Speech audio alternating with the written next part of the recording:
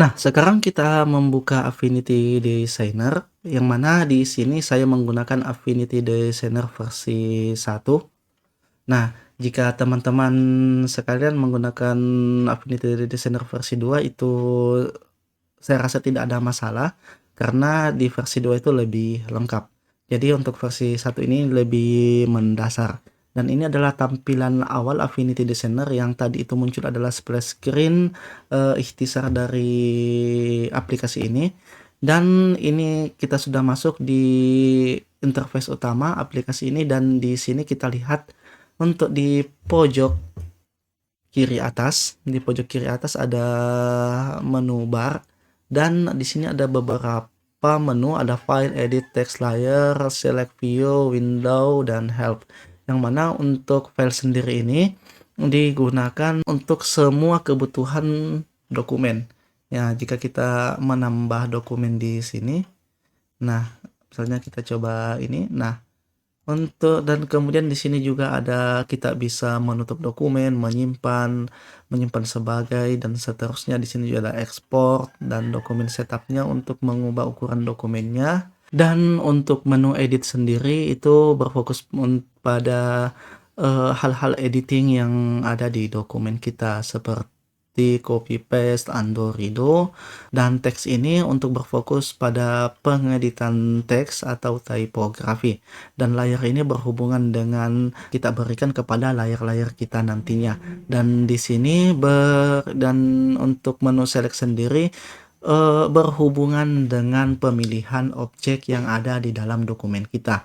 Dan view sendiri ini untuk mengatur tool-tool apa yang akan kita perlihatkan, yang akan kita tampilkan di menu aplikasi kita. Nah, misalnya di sini diatur juga kalau kita ingin memperlihatkan toolbar, ingin memperlihatkan warna, dan seterusnya.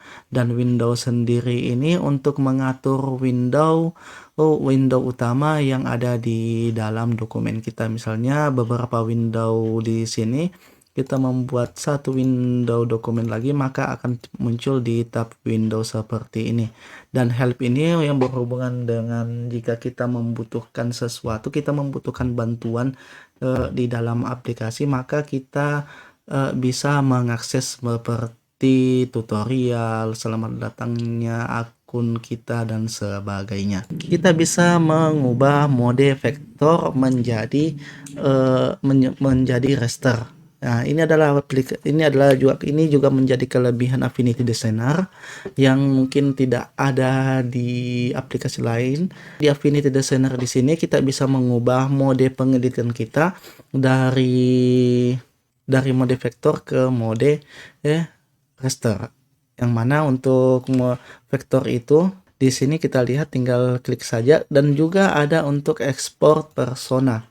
Nah, ekspor persona ini sangat memudahkan kita nantinya untuk mengekspor, misalnya kita membuat icon, maka dengan ekspor persona ini, karena di icon itu ada banyak ya icon dalam satu dokumen seperti ini.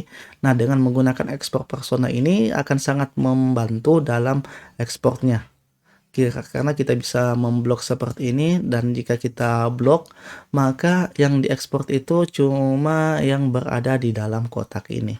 Dan kita kembali ke sini, desainer persona. Nah, di desainer persona ini, dan kemudian kita masuk di bagian toolbarnya. Nah, toolbar ini adalah tool-tool yang kita gunakan untuk mendesain nantinya, yang mana ada select tool untuk memindahkan objek, ada artboard tool untuk menambahkan artboard. Jadi kita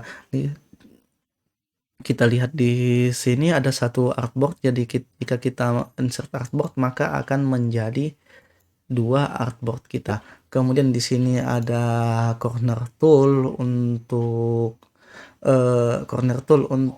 menumpulkan objek nantinya. Misalnya kita punya rectangle tool, kemudian kita ingin membuat tumpul si sudutnya seperti ini.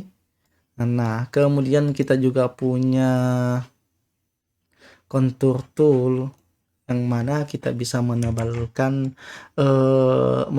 outline-nya dengan tool ini seperti ini kan. Nah, Nah, seperti ini kemudian kita punya pen tool untuk membuat, garis menggunakan pen seperti ini, saya rasa ini umum di aplikasi desain lainnya. Dan juga kita punya pensil tool untuk menggambar secara bebas. Kemudian kita punya vektor brush tool seperti ini, yang mana di sini fitur-fiturnya juga kita bisa menggunakan stabilizer seperti ini. Nah nah kita centang dulu. Nah, kita bisa menstabilkan, garis kita dan di sini ada fill tool yang mana kita bisa memberikan warna pada objek kita seperti ini dan mengubahnya di sini yang mana kita akan pelajari nanti.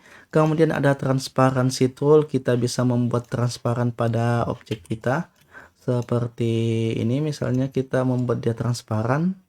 Nah, misalnya kita ubah warnanya dulu. Nah, seperti ini, maka ini bisa transparan seperti ini. Kemudian kita punya juga gambar, eh, kita punya flash image tool yang berguna untuk memasukkan gambar meskipun lebih mudah sebenarnya kalau kita langsung drag masuk, lebih mudah kalau kita cukup drag seperti ini.